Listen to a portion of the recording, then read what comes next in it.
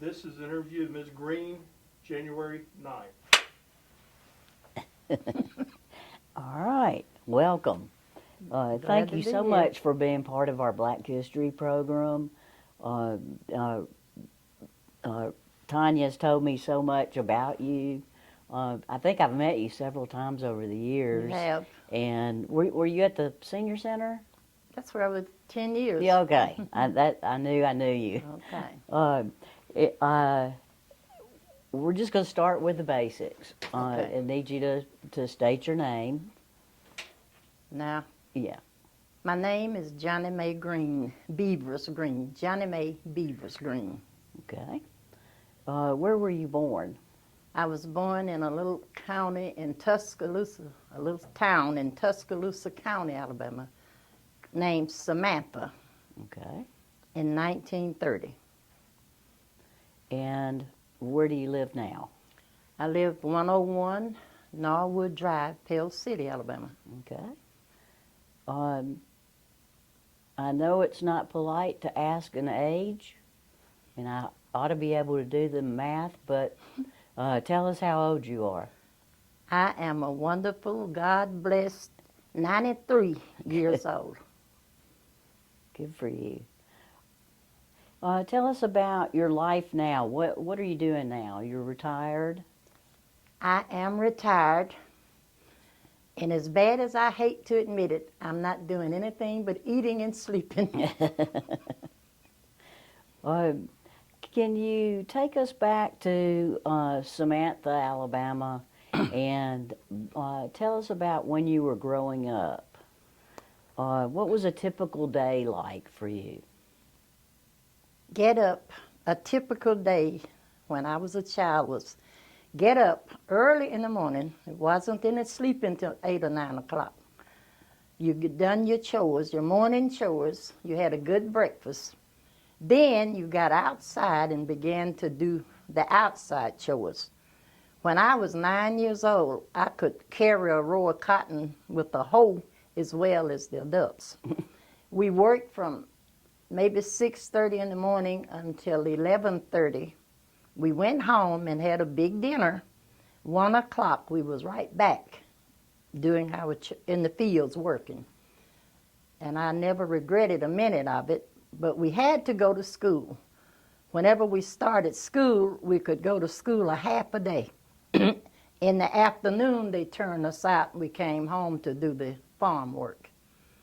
And that went on until, well, we never did stop farming.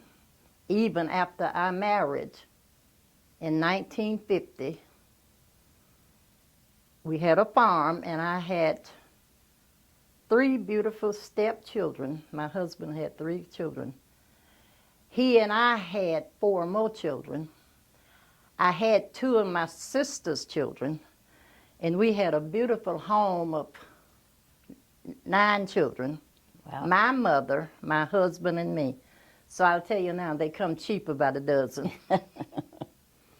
And my husband passed in 1973.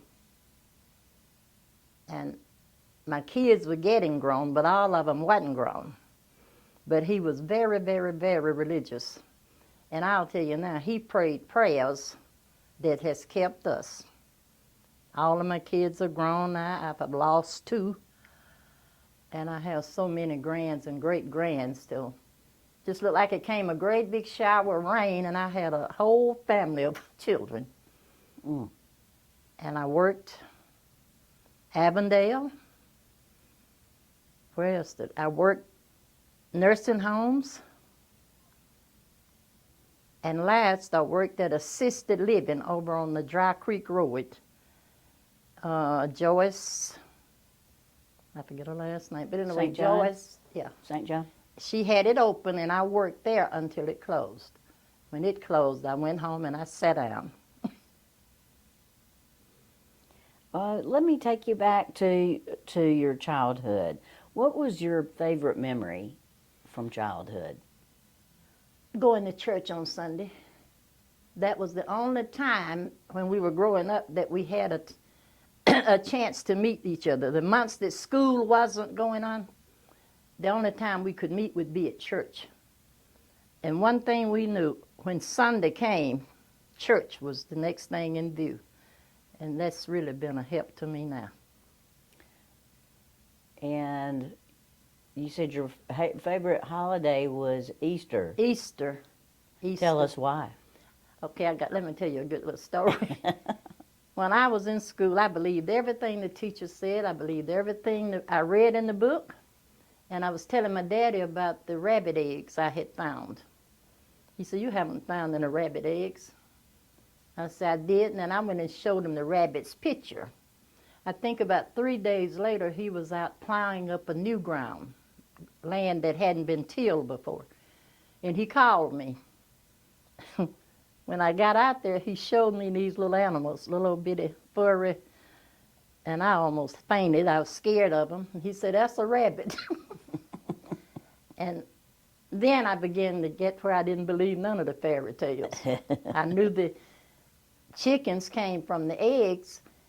And finally, when I was about 11 or 12, he sat down, got all of us kids together and taught us what Easter was really about. But thank God, it's still my favorite holiday. Mm.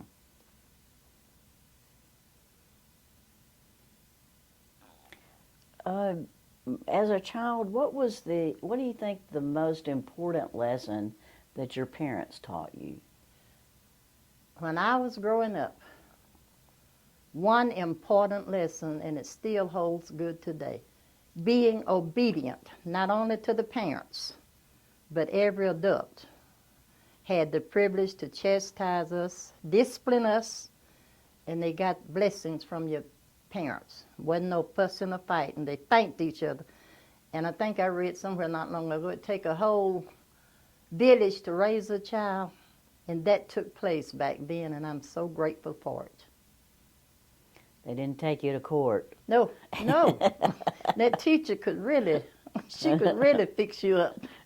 Got home, you got another one.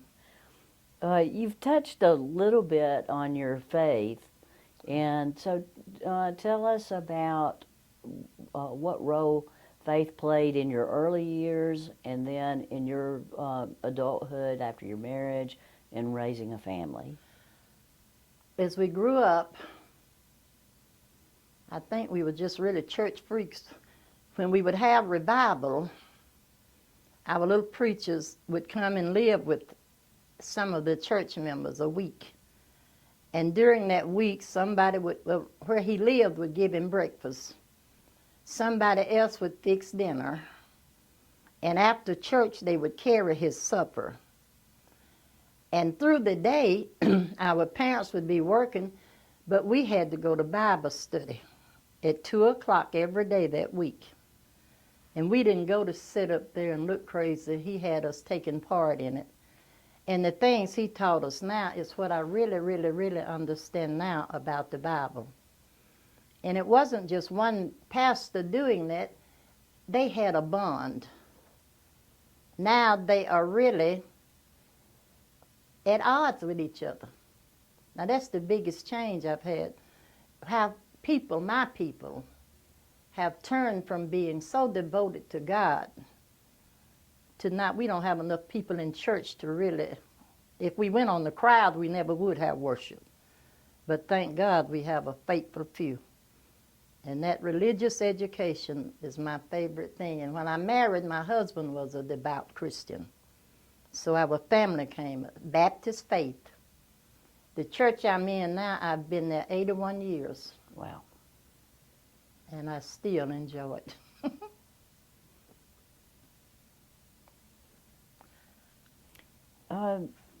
You, in the book, you talk about segregation and that you didn't realize or didn't know about segregation.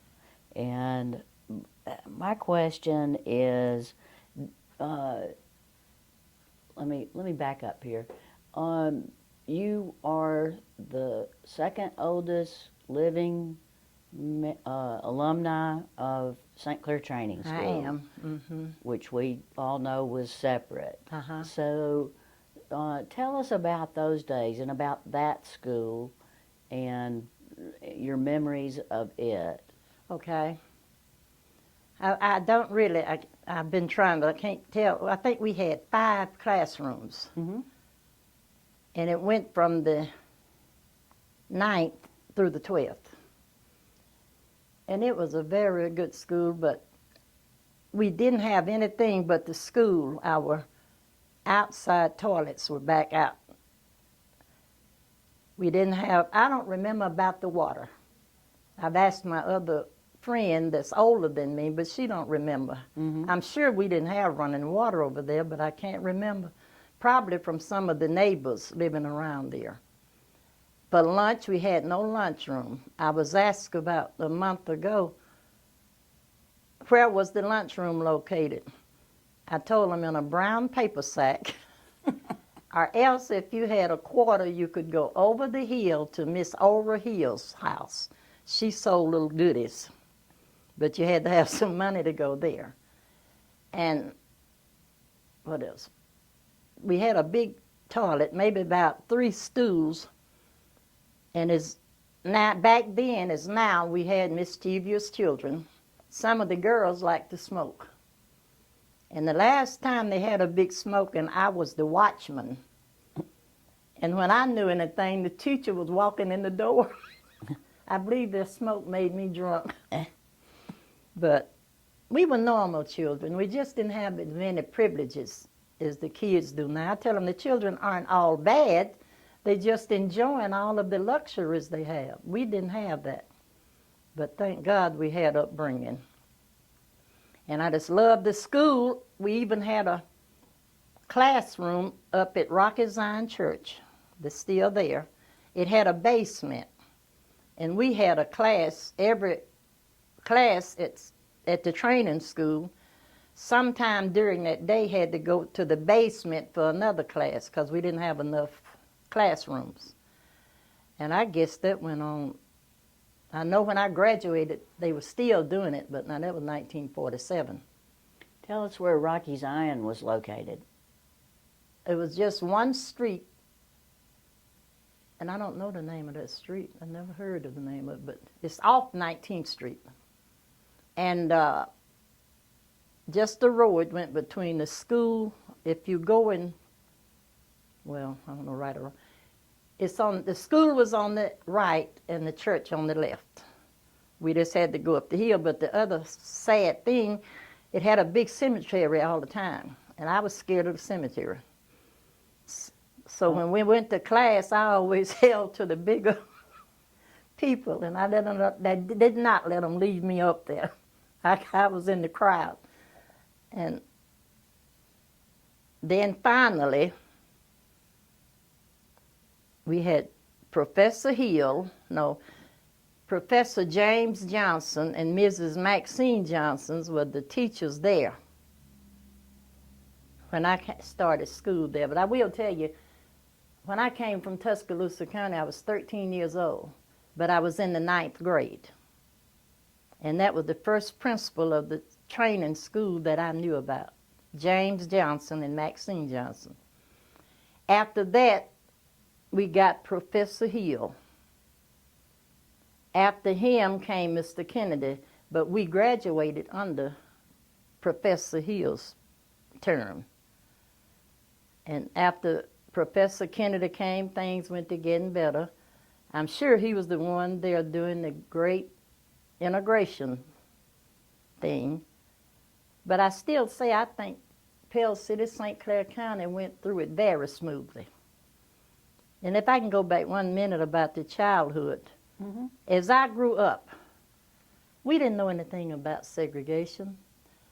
The folks treated us just like we were like their color. We played with them, we ate at their houses, we borrowed from them.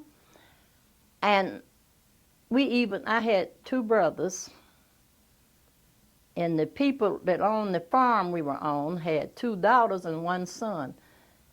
And I was telling them when I got grown that we skinny dipped. You know what that is, no clothing. And some of them told me afterwards, said, you better be glad they didn't know it because you got a chance to tell it. I said, yeah, our parents would have killed us because it would have scared them to death. all of that, but it was still love. Now that's what's missing. It's not any more love. But the whites could chastise us. My mom could chastise their children, and it wasn't no, I just don't know, but it's just a different world. But I like the old one the best.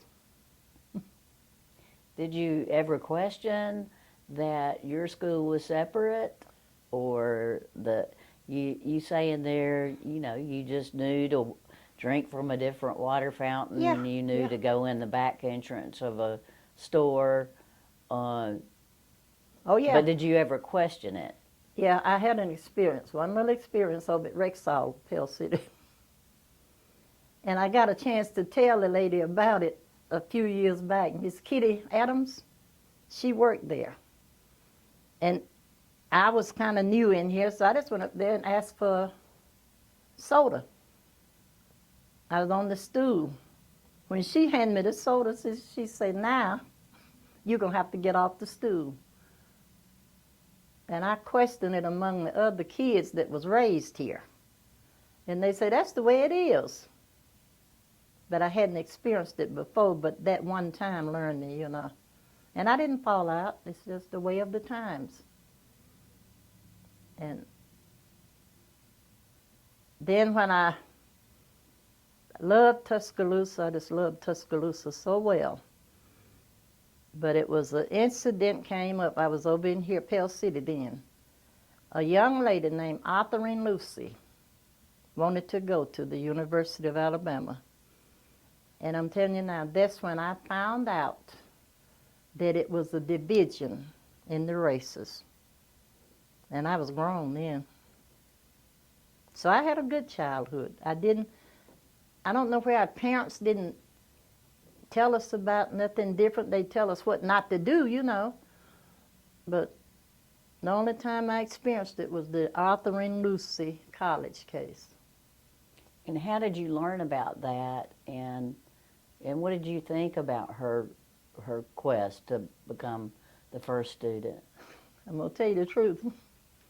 I've always been scary. What I thought about it, I thought she ought to went on back home and not got beat up, Now, I'm telling you the truth. I said, she can go to school anywhere. But that was what it took to build it in. Then our Governor Wallace, that showed me some things that I didn't know existed in Alabama. So I just had a good learning period, and I took everything at heart that I learned. I didn't take it for granted because I could see it happening and I knew it was for real. But through it all, it was still good.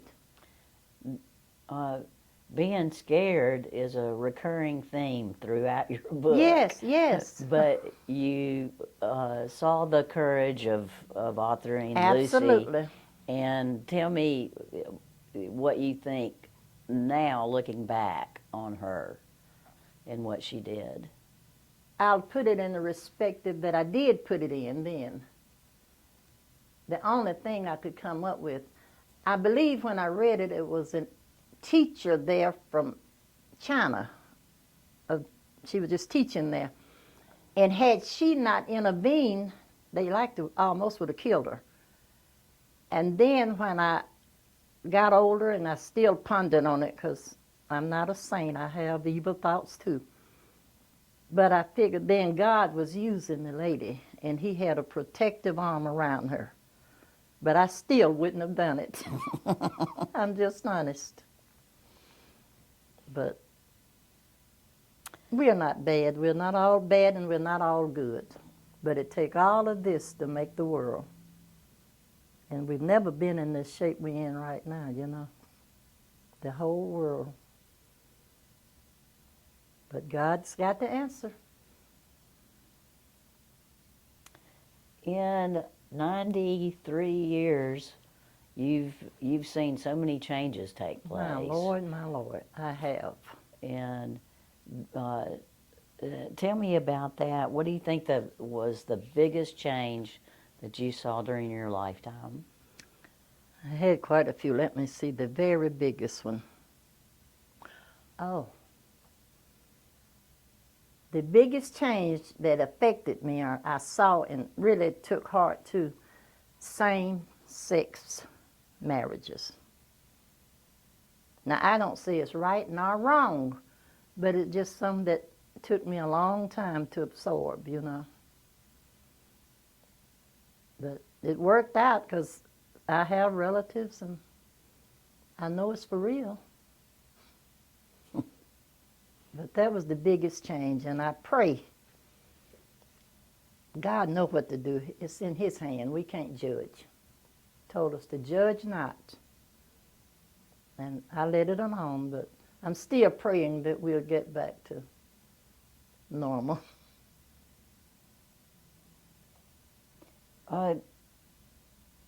You talked about you raised 9 children, Mm-hmm. so I think you've got a little experience. Oh, but Lord, yeah. if you were to give young people advice today on about life in general, how they should approach things, what would that advice be? My advice would be, number one, if you have parents, look where they are and think about how they got there. And when you do that and you look on the road they travel, if it's doing well, get on that road, because they're trying to tell you. And stop telling us that was way back then, that ain't now. Because nothing changed but you know. And another thing, I'm not a fanatic, but seek God's advice. In all thine ways acknowledge Him, and He'll direct your path. And along with good parent training, good neighbors telling you what's best for you, and then God directing your path, you cannot go wrong. That's my advice. Just listen, be obedient. Those are good, wise words. Is there anything that you'd like to tell us that I may not have covered? I can't think of anything, but I will. About the book? I will say that the young lady, I call her Tanya, I'm just so proud of her being a young lady and picking up, because the history is all we have now. And I'm just so grateful to them. I don't know what to do, and I just try to encourage them every way I can. And her little friend, a cousin too, Jennifer Gober, they did the reefs across Alabama. Mm-hmm. And I believe I shouted and praised God the whole week. Mm. I had always wondered why somebody wouldn't, and when they picked it up, I thank God for them. And I thank you all for, I just love the Daily Home, all of the paper, everything in it, I read it. So I'm grateful for you all too. Thank you. Tell me one other thing I had forgotten about. I've referred to it several times, and that's the book that you wrote. And tell us about what prompted you to write that book. I have And hold it up. I have a granddaughter that spent 20 years in the Navy. When she retired, the family went out to San Diego for her retirement. And while we were there, she just kept telling me, Mom, write a book about your child. And I'm not writing no book, you write one. But one night I was laying in the bed and it looked like she just appeared to me. And I think the devil told me, you better write it, she might die. And I began to write the book. And when I knew anything, after I sent her the papers, she sent me the copy back. And there was things in there they told me, Mom, you shouldn't have put in there. But I told her it's based on the truth. And if it's the truth, I'm not ashamed of it. But my granddaughter prompted me to do it while I could still do it. And my hat is off to her. And what is her name? Celeste Johnson. She's married. But she's done 20 years. And she tell me all the time, Mom, I didn't even learn how to cook. I left home before I learned how to cook. But we thank God for her service and everything. Well, all right. Is that good? All right. I appreciate so much you being part of this. I appreciate you all having me. We, you know, it's been a long time dream to have this museum, and we appreciate so much Tanya's work with She's a us. doll. And she's on our board. She's been a true leader, and she has helped us so much to connect the black and white community. Right. And that's what we want. we It's need. a shared history, not a separate one. That's right. And that's what we want to achieve here. And Tanya has been the spark. Yeah, she's that a that doll. lit She's that. a doll, yeah. So I'm glad you acknowledged her. She is. She's very sweet. Yeah. Well, all right. And you